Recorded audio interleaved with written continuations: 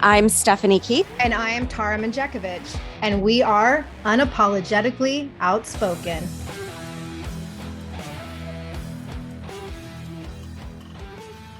Hey everyone, happy Monday.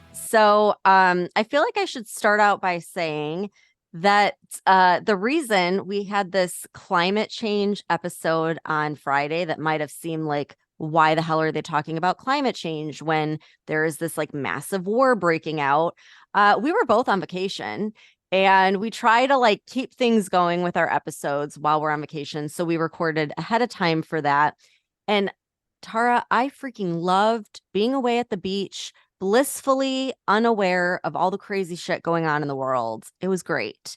And I come Yeah. back to like a lot. There's a lot going on. So that's why we had the climate change episode. Yeah, I was away in Austria for the weekend and went to Vienna. So that was kind of fun. Birthday trip for me. And the only thing that I will say in support of like our climate change episode is that I don't know if you saw this, but apparently the Biden administration was asked, like, we talked several weeks ago about how Biden thinks that climate change is the biggest existential threat that humanity is facing. Yeah. Well, in light of the war, someone asked his administration, does Biden still think that this is like the most critical threat in light of what's going on? And the response was like, our answer remains unchanged, Oh my God. Oh which is my, like crazy. idiotic. Was that KJP? Mean I don't Gene? know. I think it was a spokesperson for the White House. I don't think it was KJP. It was one of the male spokespeople. And I didn't write notes on it, but I do remember hearing it. And I just thought, are you fucking kidding me?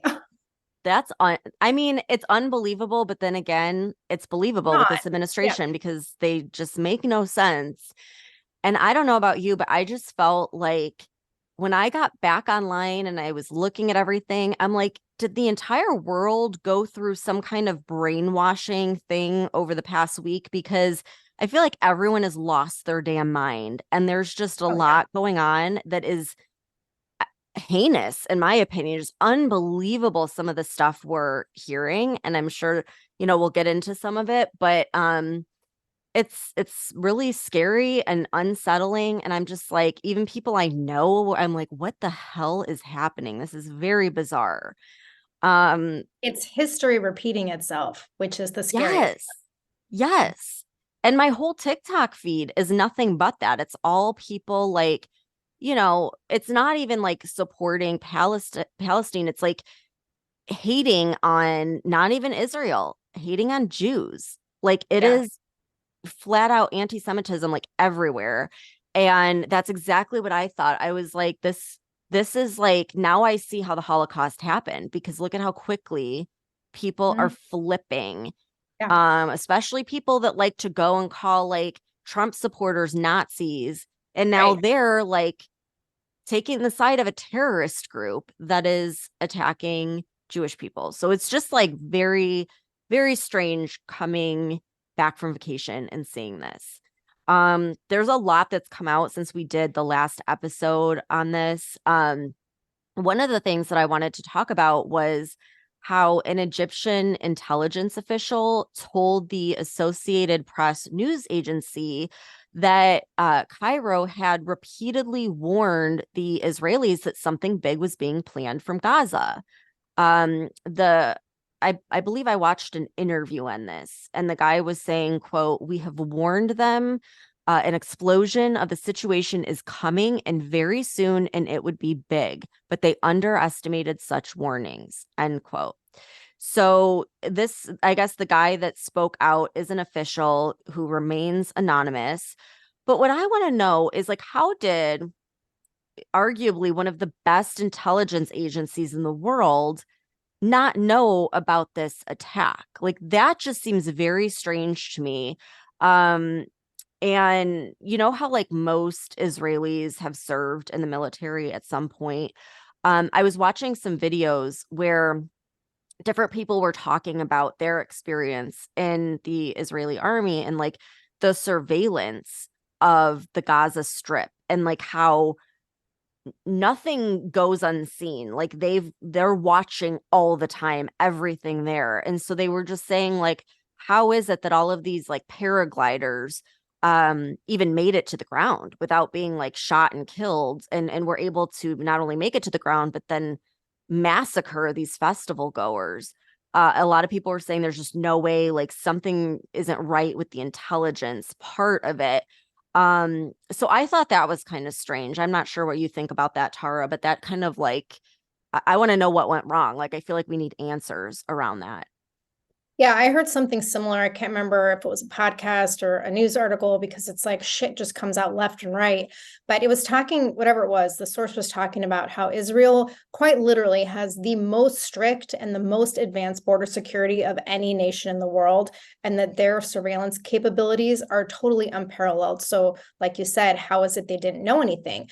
But at the same time, if you look at our position here in the United States, just days before this attack, you had National Security Advisor Jake Sullivan on TV praising the Biden administration for, our amazing record in the Middle East and how the US was instrumental in getting Saudi Arabia and Israel to establish these diplomatic ties. So it's like, was the United States completely blindsided too, especially since reports have come out that Iran was fully aware of Hamas planning to attack Israel weeks beforehand. And then I saw a Business Insider article that came out yesterday on Sunday that I think it was Reuters reported that the CIA issued two reports warning the Biden administration of increased Hamas threats just before the attack.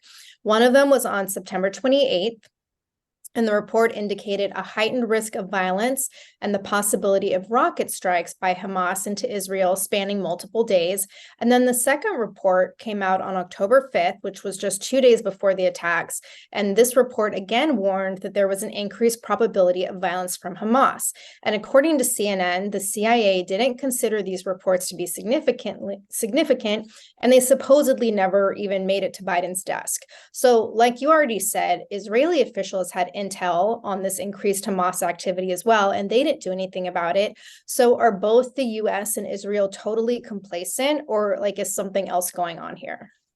Right. And that's where I get so confused. And quite honestly, I think that is why we're hearing a lot of the rhetoric we are, because you've got that big question, but then you also have like there were a lot of news reports that were not accurate in the beginning, that I think a lot of people started questioning, like, is this whole thing a farce? Like, what's really happening? And it's just like, I feel like we just need some straightforward answers around that. But then again, like this could be a situation where they get these kinds of threats all the time and Right. just they can't take them all seriously, or they, it's like the boy who cried wolf kind of thing. So I don't know, but it would just be nice to like understand a little bit more about like what's going on here. And even there were a lot of senators and congressmen asking the same thing. Like this isn't just us randomly like being skeptical, but it's just like what were the failures? Like what happened here? Because you Right. guys are getting a lot of money for that intelligence, and seems crazy to me. Um and I feel like we have to state this because the whole freaking world has gone mad, that any terror attack should be condemned, Yeah. period. I mean, it's a terrorist attack on innocent people. And thank God I didn't, see a lot of the things that I saw afterwards while I was on vacation, because it would have ruined my vacation. But I mean, the absolute like slaughter of people and children and elderly women, and is just like the worst attack that the Jews have had since the Holocaust. Like this is the worst. And like I said, we need answers. We need to know, like, why was this information from Egypt not taken seriously? Um and then also, why the hell is the United States funding both sides of this war? And if you're wondering what I'm talking about, I'm going to play a clip from Senator Rand Paul on who our government is funding. And hopefully, this will open your eyes to something that is not adding up. Your recommendation? The same way I always have is that I'm all for the aid. In fact, we had this debate about a year ago with Democrats. They wanted $1 billion more for Iron Dome. And I said, sure, I'm for that. Let's take it from a fund that we're funding the Taliban with. There's still a couple $1 billion out there that we are the Afghan reconstruction fund that's going to the Taliban, to people who are not our friends, who are our enemies Why? in I don't Afghanistan. understand that. Why are we funding the Taliban? They think that somehow when you give money to your enemies, it makes them less of an adversary. We still give money to the Palestinian Authority. We give money to the PLO. So what I would say is, sure, let's fund whatever Israel needs now, but let's take it from funds that we're sending to countries that don't like us, that burn our flag, that chant "Death to America." Why are we giving money to people who hate us? So let's give it to our friends if need be, but let's make sure we take it from somewhere else in the budget. And that may or may not make me very popular, but I insist on this all of the time. And if you don't do it, that's why you wind up with a $33 trillion debt. Well, I mean, has the administration commented on the fact that we've been giving money to the Palestinian Authority? I have these battles all the time. I've battled the head of Senate Foreign Relations over this many times on the floor, over whether we should still be giving money to the Taliban, whether we still should be giving money to the Palestinians. So years ago, I introduced the first bill that would have gotten rid of these martyr payments, where people who were blowing themselves up and blowing up Israeli civilians were getting payments, but it was coming out of a fund that the U.S. government was funding this fund. So I was the first one to introduce that, and they got rid of some of the payments, but some of those payments are still going to the Palestinians, and I'm for eliminating all of that foreign aid to the Palestinian Authority. So I guess we know where some of our $33 trillion in debt has gone. Like, our tax dollars are funding these terrorist groups. I mean, this is not acceptable. This is insane. No, I actually had an article come across my newsfeed while I was on vacation, and I read it, but I didn't save it or send it to myself. And then it got lost in the, thousands of other news articles. And I can't remember the exact amount, but it was something like how we have given, it was either like 104 billion or something, or 104 million. I can't remember what it was, to the Middle East since like 2004. It was some like astronomical number of money that we've given to support these nations, which I think is crazy. And then, but honestly, I have to say, like, what I find even more concerning is what's happening in the United States. Like, the protests that we've been seeing in the United States in support of what is a legitimate terrorist organization. Like, that is fucking scary to me, because it speaks to how far-reaching the purposeful destruction of America is. Like, our patriotism, everything is being destroyed when you have a good portion of the population that is so fixated on virtue signaling that they're like openly supporting a terrorist organization that hates America. And like Rand Paul says, that are protesting and shouting death to America. And this is a group that would kill all of these people who are protesting in support of them in a fucking second. And it's like, how are you that fucking stupid and naive? Like, we have truly become a nation of useful idiots. And I don't understand how people don't see the blatant hypocrisy and like outright lunacy of what is happening in America. Well, and that's just it. Like, they're not seeing it. They're not educating themselves on it. They're virtue signaling, just like we saw, in 2020. It's like they just go along with whatever seems cool or something. It's crazy. But I can't get past, like, these are the same people that called Trump, a white supremacist, and yet they're like condoning this anti-Semitism that is like rampant right now. It's total hypocrisy. It's complete and pure ignorance. And I think that it's waking up a lot of people to see that these, liberals, these like extreme liberals, are supporting a terrorist organization that's committing like horrific crimes against humanity. And it's showing their true colors and their true agenda, which is really just filled with pure hate. The Daily Mail, they actually posted an article, and it was titled "Woke MSNBC Loses 33% of Primetime Audience During Coverage of Israel-Hamas War as it insists on publishing a joint death toll." And then during that same time, Fox and CNN saw double-digit increases on their viewership. So I mean, I think this is showing that people are like just as baffled as we are. I mean, I hope that that's the majority of people that are like, what the hell's going on? It's just crazy. And that article went on to say that while MSNBC is collapsing, Fox News and CNN are seeing huge increases. Fox is up 42% and CNN is up 17%. And this is after MSNBC was kind of like seeming like they were taking sides, like showing these joint death figures of Gaza and Israel. And just the way that they were covering some of the horrific events that were happening. So, I think it woke me up too, because I was looking at, for the longest time, like I would look at these people on the left that were all for socialism and communism and like supporting people like Castro and Stalin. And I just thought, they're just like young, uneducated kids. Like, they just don't know the history. They're being ignorant.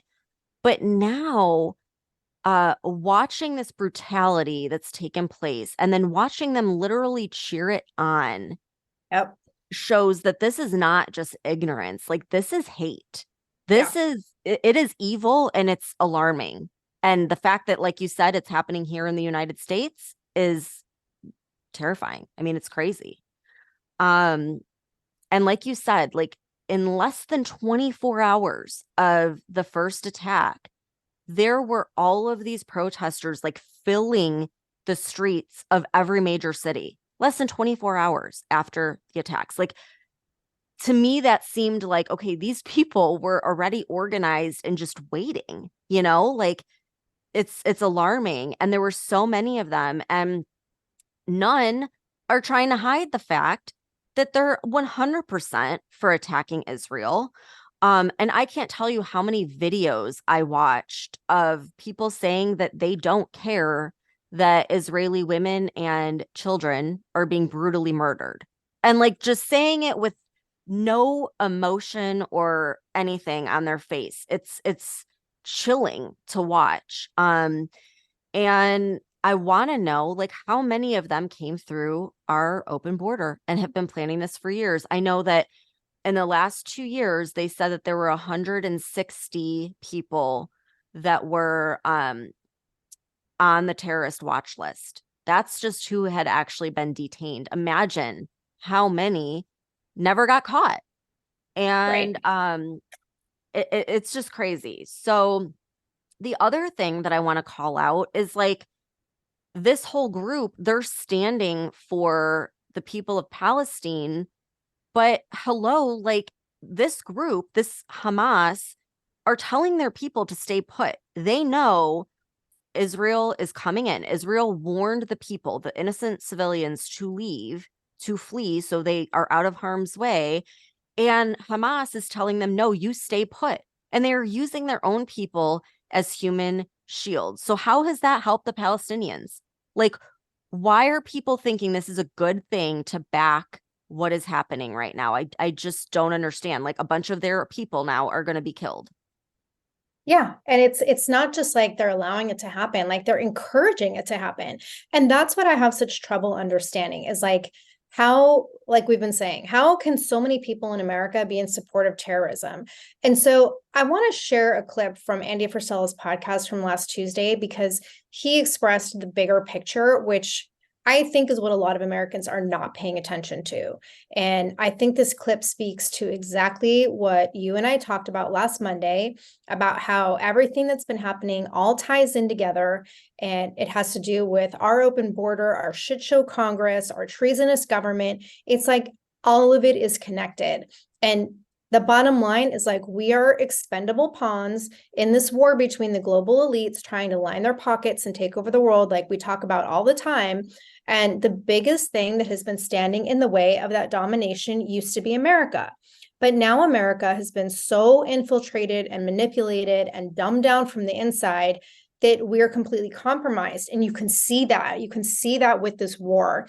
What is happening in this country. So it's like we say on this podcast all the time, like everything that's been happening is shady as fuck. It's all connected and it's all designed to destroy American independence. So I'm going to play this clip. It's a little bit long, but as always with Andy Frisella, I think what he has to say is incredibly important and accurate, even though it's totally disturbing. And we have this situation happening in Israel. Okay. We have this other situation happening in Ukraine. And then we have this other situation happening in Taiwan with China. All right. Now, we've sent all our weapons to Ukraine to the point where we have weapon shortages. And we've sent a ton of money and depleted our oil reserves to literally nothing. Strategic oil reserves, which are strategic oil reserves for this exact reason. All right. So now we have, and by the way, let's not forget the massive amount of military equipment that we left in Afghanistan. You mean like the ones that they're using in? Correct, which has now been shipped to the Middle East. All right. So we have all these things. Now, a month ago, Joe Biden sends Iran $6 billion. And then all of a sudden, a month later, we have Iran actually admitting that they've funded Hamas and given Hamas the weapons to do what they're doing.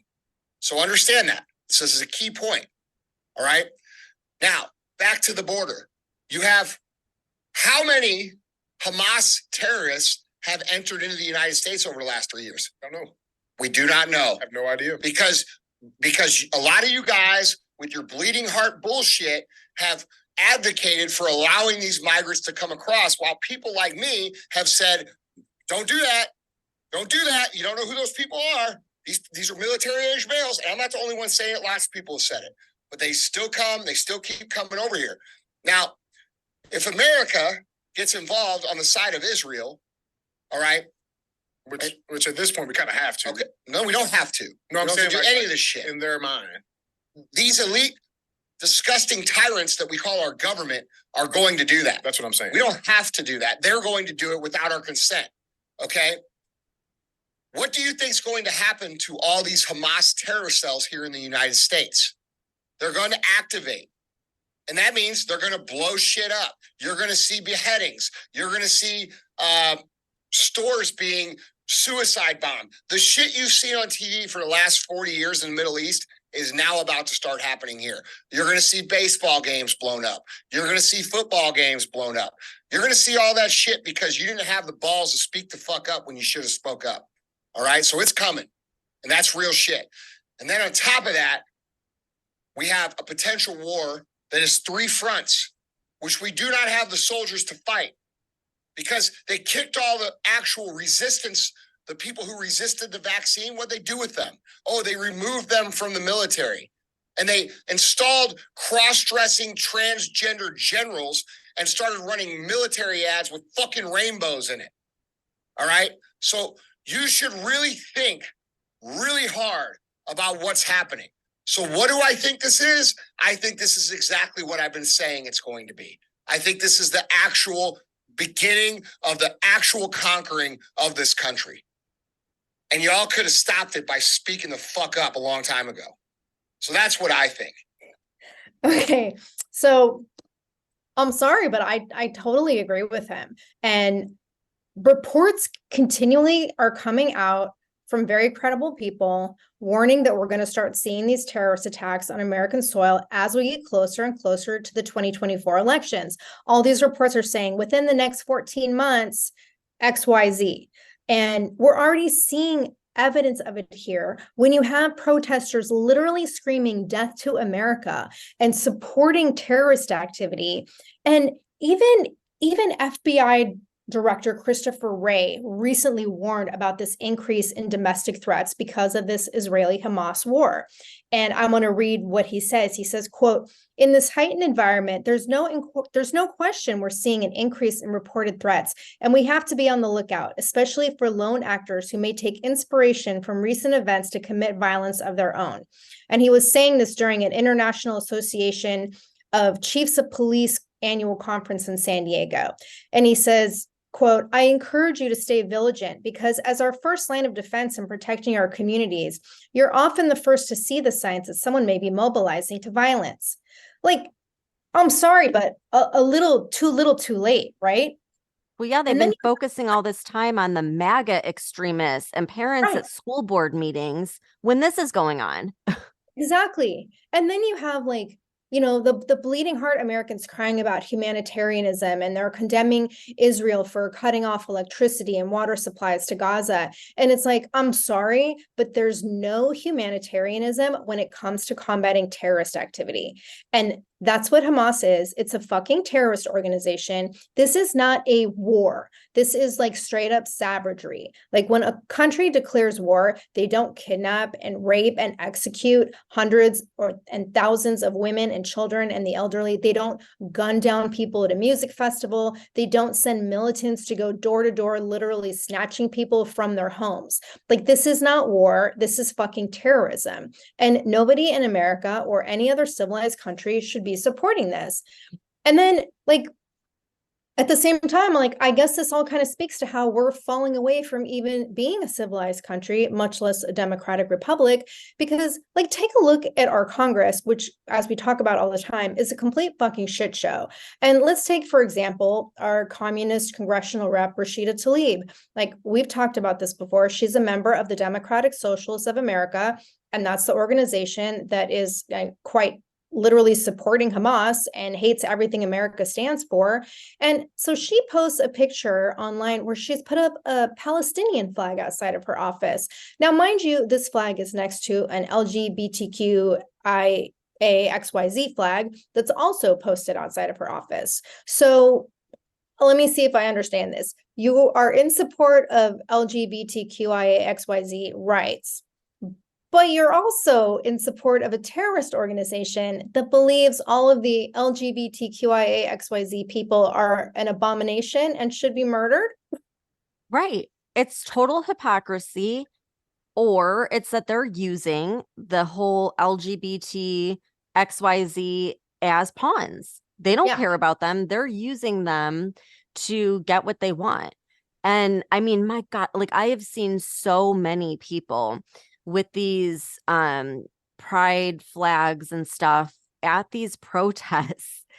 And I'm just like, do they realize that if you're in Palestine or like anywhere over there, people are thrown off rooftops for being gay, for even being suspected of being gay? Like the purple-haired liberal women holding up signs for like free Palestine. Like, do they know how oppressed women are in these Islamic nations? I mean, they wouldn't be able to have purple hair. They wouldn't even be able to show their hair. They wouldn't be able to protest. And they sure as hell wouldn't be able to be part of this LGBTQIA crowd. So it's absolutely ridiculous that these people are standing up for a group of extremists that would literally murder them. Yeah. And again, what I think is just like so atrocious is that we have members of Congress that are clearly in support of this and clearly against America. And like, you know, everyone refers to them as the liberal fucking wackos, the squad. And so we now have several of them calling for the United States to accept Palestinian refugees. And one of these is Jamal Bowman, that shady fucking leftist rep from New York. This is the guy that like a couple weeks ago claimed he accidentally pulled the fire alarm when the House was going to vote on the shutdown. And then he had said like he didn't know it was a fire alarm, even though like this guy was a school principal or something before he became a congressman and like clearly knew what a fire alarm pole looks like. And like, you know, they're always like bright red and easily identifiable. And they say shit like fire or like pull for fire. And so don't tell me you used to run a fucking school and you don't know what a fire alarm looks like. That was literally the dumbest excuse he could have come up with for sabotage. But here's more dumb shit out of his mouth. Like this guy thinks that we should welcome Palestinian refugees, but he said we should, quote, be very careful to vet them and not allow Hamas, end quote. Because that's been super successful at the border. Like we're so good at vetting people in this country, right? Like, hello, welcome in the terrorist attacks. Right. And like, it's like, this is what I find to be the most terrifying and disturbing, because Americans are like so fucking complacent and comfortable and frankly like stupid to see that this shit is already here in America and like our country is on the verge of collapse. It's like we speculate about on this podcast all the time. Like everyone, we talk about the upcoming elections. Like there's probably not going to be any elections. And if these terrorist cells do hit it home, like I guarantee they will, America's not going to be prepared. And I don't know if there's going to be any coming back from it because our government has intentionally made our country weak and vulnerable. And that's just really fucking scary. It is scary. And I mean, taking in refugees, are you kidding me? We're not even getting our own people out of there. Like it's estimated there are 16,000 Americans in Israel. And the last I checked, every country was like sending planes to get their people except for the United States. It's insane. They're not rescuing our own people from there. Why would we take in refugees? Like this is so stupid. And we left people in Afghanistan, so why not do the same thing in Israel? Okay, no. I have to tell you what's really insane, and this is going to piss you off. So, you know how our government allows all of these terrorists and unvetted illegal migrants to freely cross our borders? Well, reportedly, we will be rescuing Americans, but we're going to be requiring them to sign an agreement to reimburse the federal government for the cost of transportation. Now, I don't know how legitimate this is, but I'm going to go through this article I read and several others. So it's obviously like commercial flights have been canceled to and from Israel. And there's like these tens of thousands of Americans stranded there. And there's hundreds of Americans in Gaza as well. So I read an article on politifact.com and they kind of like go through debunking stuff and like they do a lot of research. And apparently it said, quote, the State Department said on October 12th that it will charter flights out of Israel to Europe, and the U.S. Embassy in Israel said citizens will be asked to sign an agreement to repay the U.S. government prior to departure, end quote. So this apparently has to do with a policy that was put in place during World War II that became law in 1956. And the State Department website, you can go there and you can look yourself. This is what it says, that people evacuated on U.S. government coordinated transport must sign what's called an evacuee manifest and promissory note. This is form DS 5528.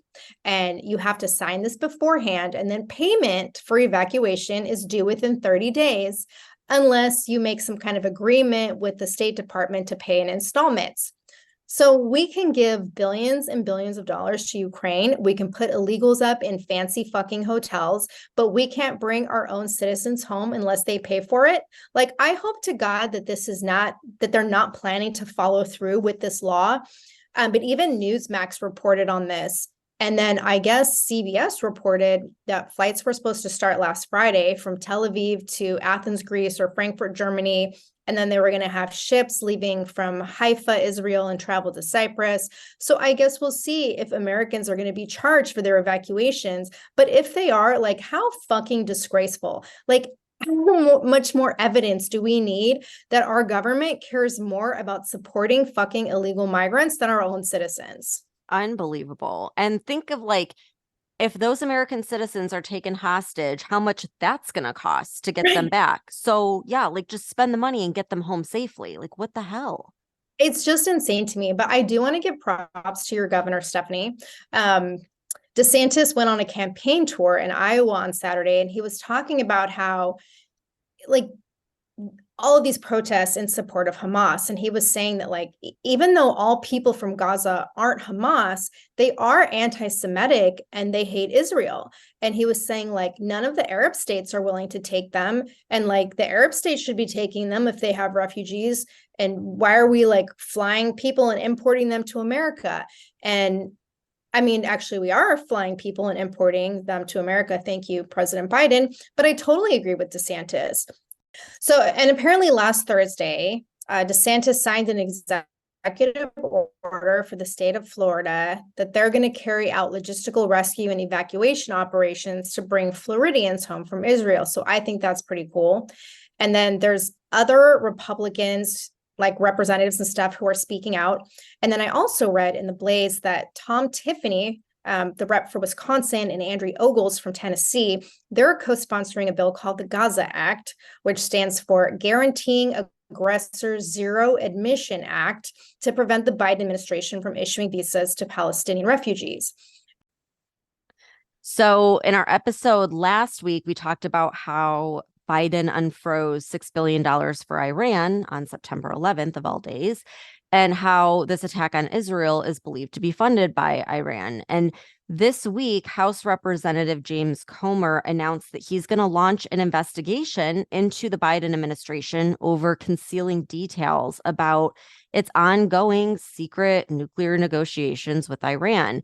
And he mentioned how badly Biden has screwed up both here in our own country and abroad, and just how the mistakes keep piling up. And it's like complete incompetence of this president and administration. And it's like, it's just unbelievable.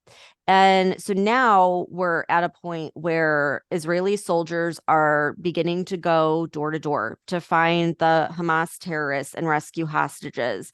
They're saying this is going to be the hardest and deadliest part on both sides. They're expecting many casualties during this process, and they said it could take months because they're literally going to go like door to door, and it's going to take a while. But Israel gave the civilians in Gaza notice to flee before entering, hoping to prevent as much loss as possible. But again, what is horrendous is that the leaders of Hamas are telling civilians, no, stay put and die in support of their cause, instead of telling them to get out of harm's way. So these are the people that they're dealing with. Yeah, and those are the people that people here in the United States are supporting. And like, that's what a terrorist organization does. They don't care about their people. They care about power and control, and they will use like sheer brutality and savagery to achieve their end game. And it's like, you cannot play fair. You can't be humanitarian with terrorists. Like, it doesn't fucking work that way. You have to cut the head off of the poisonous snake and then like cook that bitch for dinner. Like, you don't let it live in your backyard. That should be like a quote that is on our page or something. I like that. Oh, man. Well, I mean, so much is coming out. I'm sure we're going to talk more about this in the coming days. So we'll keep everyone updated. Hopefully we, see people like waking up to just the complete bullshit that is happening right now. It's very scary, but kind of a depressing way to start out the week. So sorry about that. But we'll see everyone back here on Wednesday. So thanks for tuning in. If you're sick of all the crazy shit going on in our country and you want to express your support and patriotism for the show, head on over to our Etsy store at UO Patriot Chicks and check out our new stickers. The link can also be found on our website. If you love the show and you want exclusive episodes, support the podcast and join the conversation by becoming a member of our Patreon community. We'll be posting weekly member-only podcast episodes and content that isn't available on the weekly podcast. Every Patreon member will also get a free Unapologetically Outspoken sticker and updates about our new sticker release before they're made public. And be sure to follow us on TikTok at Unapologetically Outspoken. And if you haven't done so already, please rate and review the podcast. The more you support us, the more people we can reach. So help us spread the word.